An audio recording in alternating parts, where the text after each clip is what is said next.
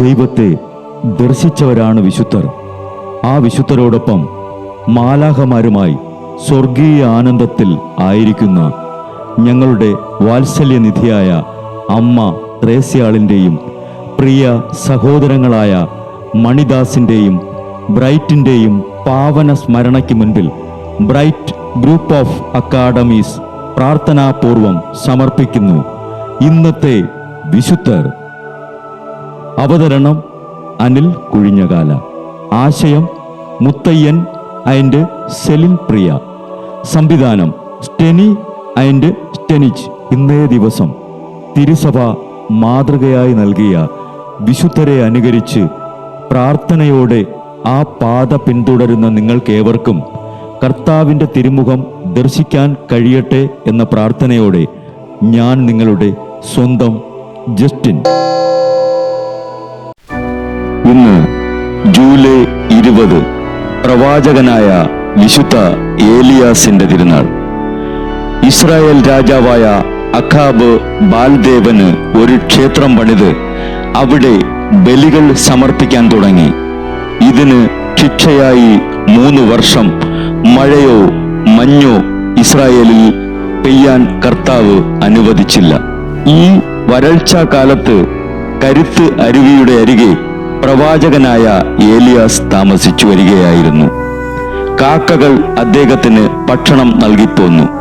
ഒരു നാൾ കരുത്ത് അരുവി വറ്റിക്കഴിഞ്ഞപ്പോൾ പ്രവാചകൻ അവിടെ നിന്നും സറോത്തായിലേക്ക് കടന്നു. അവിടെ ഒരു സാധു വിധവ അവനെ സ്വീകരിച്ചു. കുടിക്കാൻ വെള്ളം കൊടുത്ത ഉടനെ പ്രവാചകൻ ഒരപ്പവും ചോദിച്ചു. തൻ്റെ കലത്തിൽ ഒരു പിടി മാവും ഒരു കുടത്തിൽ കുറച്ച് എണ്ണയും മാത്രമേ ഉള്ളൂ എന്നവൾ മറുപടി പറഞ്ഞു. സാരമില്ല, എങ്കിലും എനിക്കൊരപ്പം ഉണ്ടാക്കി തന്നാൽ ഭൂമുഖത്ത് കർത്താവ് മഴ പെയ്യിക്കുന്ന ദിവസം വരെ മാവ് തീരുകയില്ല, കുടത്തിൽ എണ്ണ വറ്റുകയുമില്ല എന്ന് പ്രവാചകൻ പറഞ്ഞു.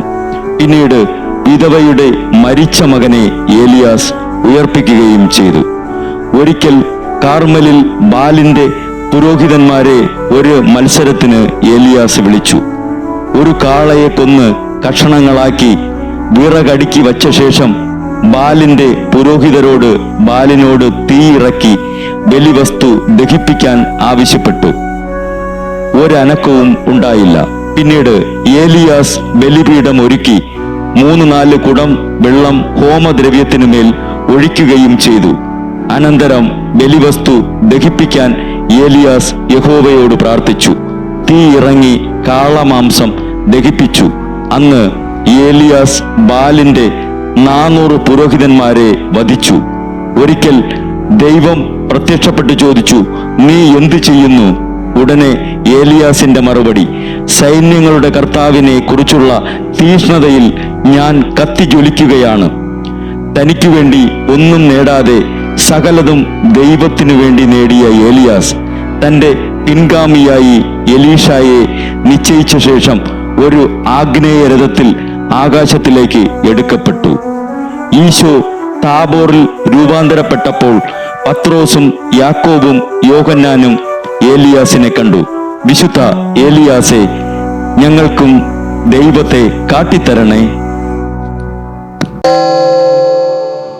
ബ്രൈറ്റ് കുടുംബത്തിൽ നിന്നും കർത്താവ് തൻ്റെ മുന്തിരിത്തോപ്പിലേക്ക് വിളിച്ച് പൗരോഹിത്യം നൽകി അനുഗ്രഹിച്ച റവറൻ ഫാദർ ബിൽ ബ്രൈറ്റും സന്യാസത്തിലേക്ക് വിളിച്ച് അനുഗ്രഹിച്ച് മണവാട്ടിയാക്കിയ സിസ്റ്റർ മരിയ ജോസും വിശുദ്ധരെ അനുകരിച്ച് ഇവിടെ ഈ ഭൂമിയിൽ ആത്മാക്കളെ നേടാനായി ഇരുൾ വീണ താഴ്വരയിലൂടെ നടക്കുമ്പോഴും പൈശാചിക ശക്തികൾ വിടാതെ പിന്തുടർന്ന് പീഡിപ്പിക്കുമ്പോഴും മരണം നിഴലായി കൂടെ നടക്കുമ്പോഴും ദിവ്യകാരുണ്യം എപ്പോഴും ആത്മാവിന് കരുത്തേകും പോലെ തിരുവചനമെന്നും പാതയിൽ വിളക്കായി ജ്വലിച്ച് ആ ജ്വാലയിൽ അനേകായിരം ആത്മാക്കളെ നേടിയെടുക്കാൻ സകല വിശുദ്ധരെ, മാലാഖമാരെ, ഇവർക്കു വേണ്ടി എപ്പോഴും കർത്താവിനോട് മാധ്യസ്ഥം വഹിച്ച് പ്രാർത്ഥിക്കണമേ.